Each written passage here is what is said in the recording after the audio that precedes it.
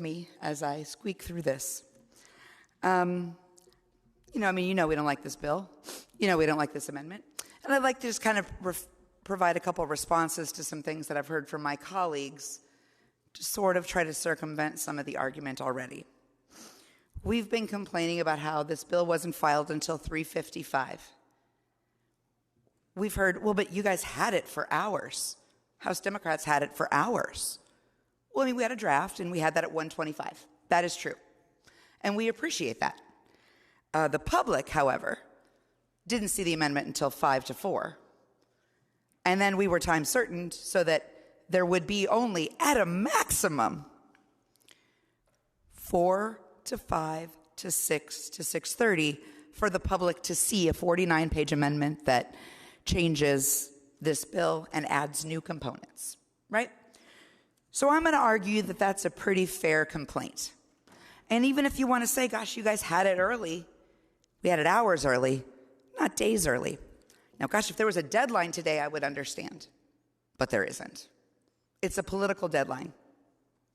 It's politics. I also know that there's an argument that, that to our comments that will say, this isn't rushed. We've been talking about AEAs all session. How can you possibly say this is rushed? Well, I can. I can say this was rushed because this is substantial. This is substantive. And this was given to Iowans with 2.5 hours to review.